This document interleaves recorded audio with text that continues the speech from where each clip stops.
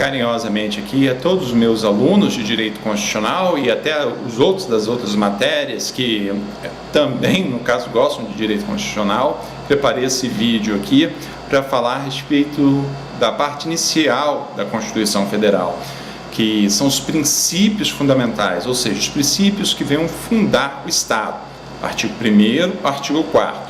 Fiquem tranquilos que até mesmo como foi pedido e a questão de lecionar é algo tão interessante, eu penso em fazer vídeo dos outros artigos, né?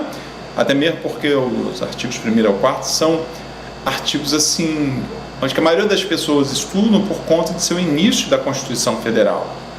Todavia, o artigo 5º, né, podemos observar, sabemos que é o mais famoso, é o mais estudado, mas o artigo 1º ao 4º, que vai se tratar dos princípios fundamentais, também são princípios assim, de muita importância. Então, por isso, eu estou dando essa atenção, pelo pedido dos colegas estudantes e pelo fato também de ser algo que me agrada, lecionar. Vejamos bem, nós temos a parte preambular da Constituição, que se trata daquela carta de apresentação, propriamente dita, chamada de preâmbulo, né? Que invoca a proteção de Deus, traz uma carga histórica. E o que eu quero informar de início é o seguinte: essa parte da Constituição não possui carga normativa e nem constitui elemento-chave para controle de constitucionalidade, ou seja, não é paradigma para o controle de constitucionalidade, segundo o STF, tá? Fazendo essa afirmação, adentramos agora no estudo dos princípios fundamentais propriamente ditos, que é do artigo 1º ao 4º. Então vamos fazer análise passo a passo. Vamos pegar o primeiro, o artigo 1º da Constituição Federal, que diz assim: a República Federativa do Brasil, formada pela união indissolúvel dos Estados e municípios do Distrito Federal, constitui um Estado democrático de direito e tem como fundamentos. Antes de adentrar o fundamento do seu parágrafo único, vamos falar a respeito logo do caput. O que nós temos aqui no caput desses fundamentos da República? Nós observamos a forma de governo republicana, a forma de Estado federada, existe a questão de insolubilidade, ou seja, não há direito à secessão por parte dos Estados, e que aqui vige um Estado de direito, ou seja, um Estado lastreado pela lei, no caso, e que é democrático também, ou seja, a democracia vige aqui, ou seja, o Estado é feito pelo povo. Logo após, nós observamos os fundamentos da República: a soberania, a cidadania, a dignidade da pessoa humana, valores sociais do trabalho e da livre iniciativa. Soberania, nós vamos perceber, no caso, que a independência do nosso Estado brasileiro frente aos demais Estados na óptica externa. Na ótica interna é a prevalência dos poderes aqui constituídos, que vamos ver no artigo 2º. Então, soberania é isso, é independência, e o maior poder dentro do Estado brasileiro, no caso, é o poder público. Não existe poder privado que possa fazer frente ao poder público. Logo, nós temos a cidadania, que em linhas simples e bem diretas seria o quê? O exercício pleno dos direitos políticos. Há quem diga que cidadania, de uma forma mais ampla, no caso, é exercer no caso, atividades cíveis dentro do país, mas uma maneira assim mais objetiva é exercer os direitos políticos. E a prova-chave de se exercer os direitos políticos é ter o título de eleitor, ok? No terceiro, nós temos a prevalência ou melhor, no caso, me desculpe, no inciso 3º do artigo 1º, nós temos a dignidade da pessoa humana, ou seja, foco no ser humano. Kant já dizia: a coisa tem preço, o ser humano tem dignidade. Então, dignidade, no caso, voltada para o lado do ser humano, dignidade da pessoa humana, é o quê? É que esse fundamento vai irradiar toda a Constituição Federal. O foco é no ser humano. No quarto, nós temos os valores sociais do trabalho e da livre iniciativa. É o primado do trabalho, no caso, é livre iniciativa, afirmando que o Estado brasileiro aqui é um Estado liberal, ou seja, um Estado focado na mercância livre. Aqui, nós visamos, no caso, o capitalismo. Todavia, nós temos o trabalho e a livre iniciativa, o capitalismo, mas devemos observar o que? O social. Então, o inciso 4 fala valores sociais. Aí abre uma bifurcação do trabalho e da livre iniciativa. Então, o trabalho e a livre iniciativa tem de estar embebidos no social. essa carga de social é muito importante na lógica do Estado constitucional brasileiro. E no quinto nós vamos ter o pluralismo político, ou seja, respeito às diversidades étnicas, respeito aos pensamentos diferentes, respeito às divergências, que é basicamente também um braço da democracia. Reparar que não devemos confundir, no caso, pluripartidarismo com pluralismo político. Pluripartidarismo, vários partidos políticos. E quando a gente já está falando do inciso quinto, pluralismo político, nós estamos falando a respeito às ideias diferentes, a respeito às diversidades, ok?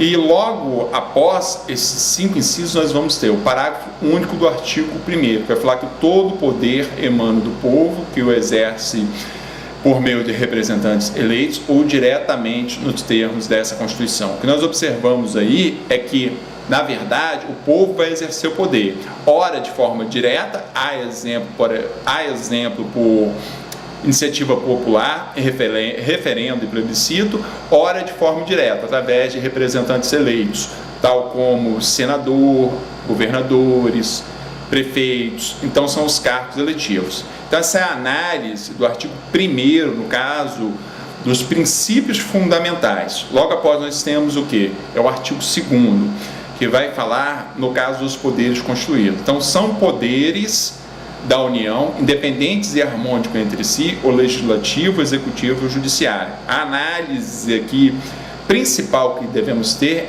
é que o poder é do Estado, ou seja, não existe poder particular maior do que o poder público, ou seja, nós temos os poderes constituídos e suas funções, função administrativa, função judicante, função legiferante, respectivamente, o executivo, no caso, o judiciário e o legislativo.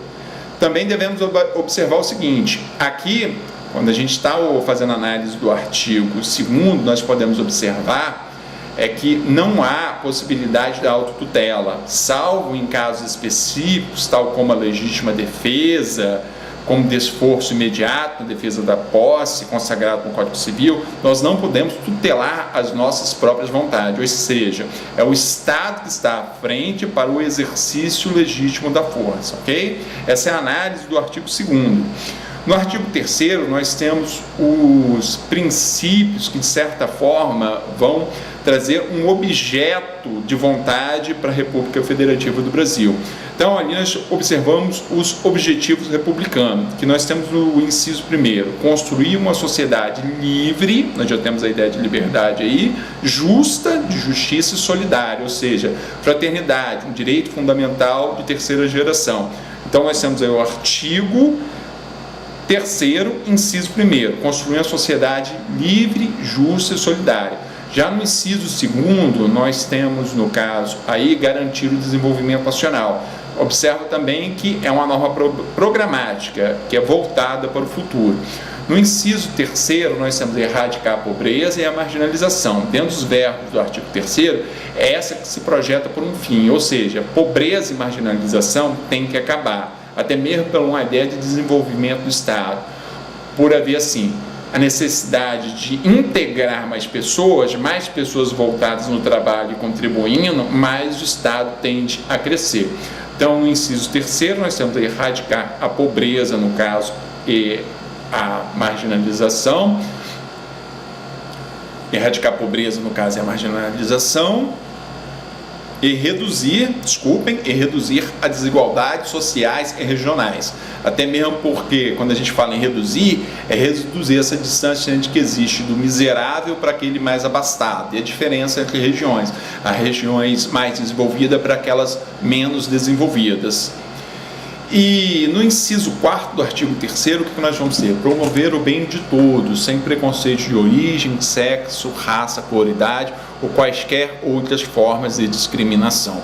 Essa também, no caso, vai ser uma norma programática voltada, para o futuro.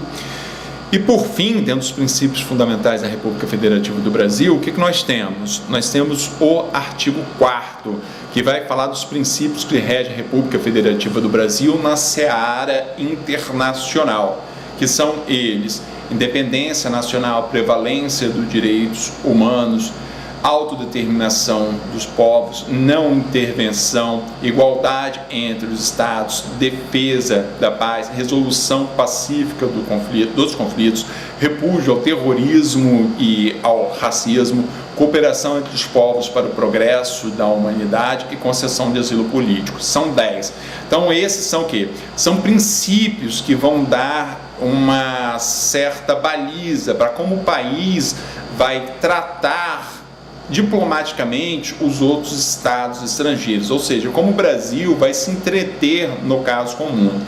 E na parte final, que seria o parágrafo único do artigo 4º, nós temos que a República Federativa do Brasil buscará a integração dos povos da América Latina, buscando, no caso, a construção da comunidade latino-americana das nações, ou seja, é o Brasil dando a sua contribuição à América Latina, ok?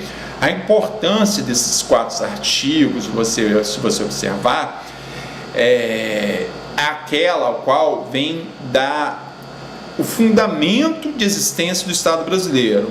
A princípio e fundamento são só artigo 1º, mas quando nós temos esses 4 em conjunto, nós temos os princípios fundamentais, ou seja, seria a pedra angular que vem a fundar o Estado brasileiro. Nós temos a importância do artigo 5º, que vem logo depois, mas esses 4 artigos, eles são a porta de entrada da Constituição e a queda deles, ou seja, a cobrança deles em concursos públicos, no caso, é bem alta. Então vai aqui a dica no sentido de ler, decorar, compreender, resolver questões de concursos, tá?